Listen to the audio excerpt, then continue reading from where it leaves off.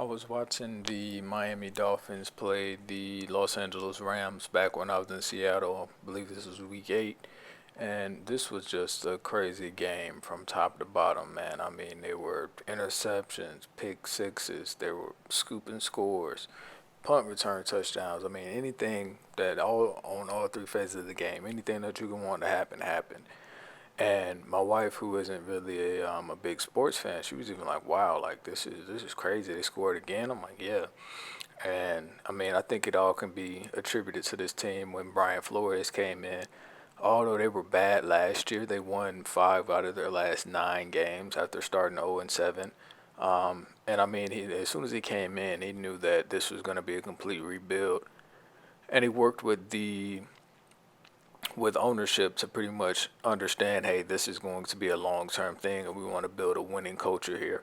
Him coming from New England and being on that staff since 2004, he definitely understands a good bit about winning football, and I think it's really starting to show here with this Miami Dolphins team.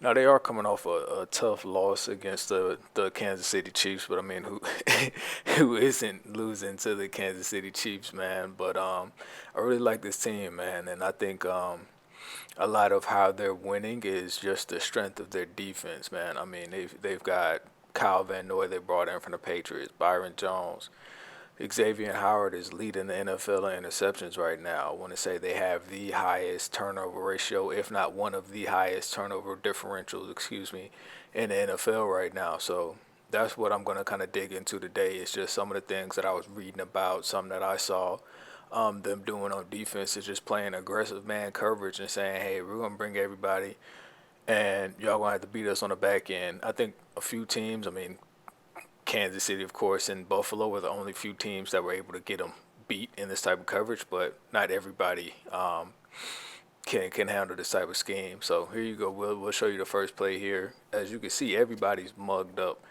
on the line of scrimmage. So mug meaning that the linebackers are tight to the line of scrimmage. That's why you don't see them kind of in that 4 to 5 yard depth that they normally are. And the corners are all on off coverage, corners and safeties. You've got a safety at the bottom of the screen, Eric Rowe, who's just going to watch Jared Goff's drop. So as you see, at first he doesn't really move. He's not moving hard.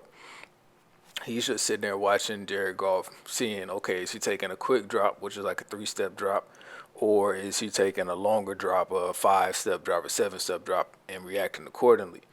Now up front, the offensive line, with everybody being mugged up, the linebackers being mugged up, they've got to figure out how they're gonna block everything. So they're actually gonna slide to the defensive left, and they're gonna let number 55 on the right side of the line just go straight through. Once the play rolls, he's gonna go fly straight through and just knock fucking Jared Goff's head off. Because they don't know who's coming, they don't know who's staying, and they just decided to slide to the left that play. Now you'll see Miami does this a lot. Well, the plays I'll show you they do it a good bit, but it's something that they kind of sneak into their coverage a lot, where they'll show you this scheme, but now as you see, they've dropped 2 people here in this play versus dropping nobody last time, so you don't know who's coming on some plays. This time they drop Christian Wilkins, a freaking defensive tackle back, and he picks the ball off. He tries to take it to the house. So I mean, it's just a bunch of different things that they show out of this type of front, and it's difficult because they do it in long down and distance situations. So this play, I believe, was 2nd and 17.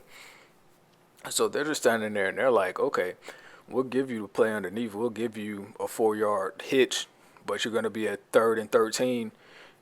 That's a really tough down and distance in the NFL to get. So, I mean, they're just really, really smart play by their defensive coordinator, by their head coach. There are some clips that I saw of this style of defense being ran back in New England, but I haven't found any or been able to put any of them up.